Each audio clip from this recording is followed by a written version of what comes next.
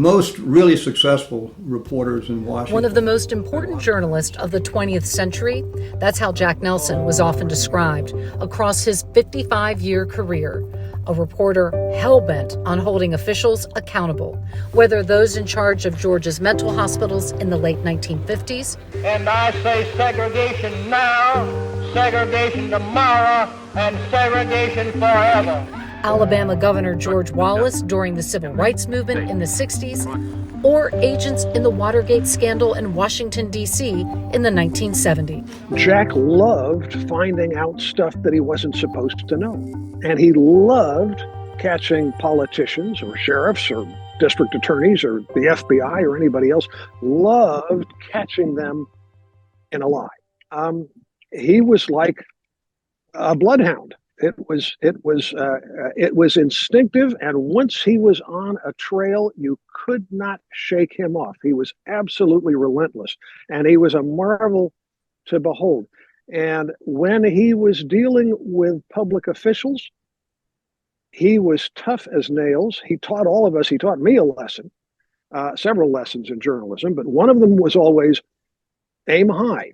You know, if this is something the governor's involved in, you talk to the governor. You don't talk to his aides. You don't talk to somebody 3 levels down.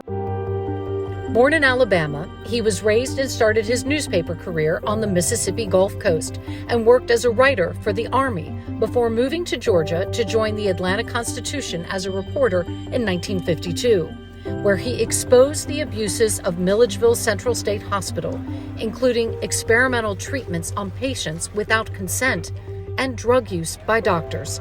Jack Nelson won the Pulitzer Prize for local reporting in 1960. He became a beat reporter at the Constitution, and he stayed there a long time to 1965. He, of course, won the Pulitzer Prize in 1960 for exposés on Milledgeville Hospital, and which put him in great stead with Rosalynn Carter forever.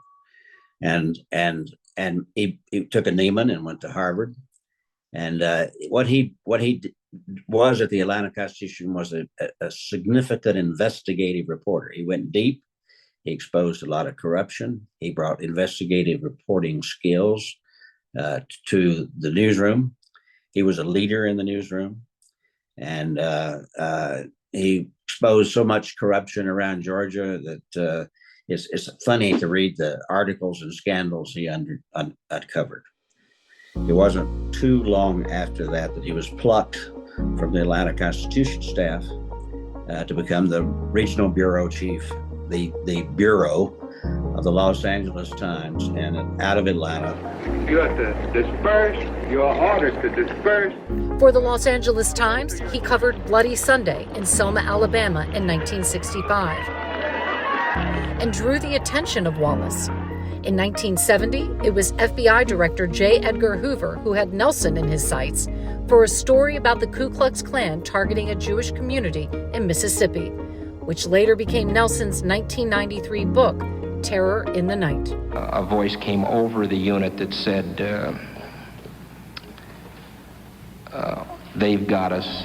But it was Nelson's 1972 interview with Alfred C. Baldwin about eavesdropping on the offices of the Democratic National Committee at the Watergate complex in Washington that crowned his career. But when he was talking to ordinary people, and this was the case with his greatest exploit during Watergate, the interview with Al Baldwin, that broke a big part of Watergate into public before anybody else had, beat Woodward and Bernstein cold on that piece of the story, which they were later graceful enough to admit. He had to go talk to this reluctant witness, Alfred Baldwin, who had been part of the burglary, and persuade him that it was in his interest to talk to the Los Angeles Times, of all newspapers, not the Washington Post, not the New York Times, but to get his story on the record before somebody else started telling his story on his behalf, but exaggerating it or distorting it in the direction they wanted. Nelson was promoted to Washington bureau chief of the LA Times in 1975 and often appeared on TV for Washington Week in Review. But he never forgot his roots in the South. His memoir, Scoop, The Evolution of a Southern Reporter, which his wife Barbara Matusow completed and edited, was published in 2012, 3 years after his death in 2009 at age 80. The book provided a unique window into some of the most momentous periods in Southern and U.S. history. The Atlanta Press Club is proud to induct Jack Nelson into the Atlanta Press Club Hall of Fame.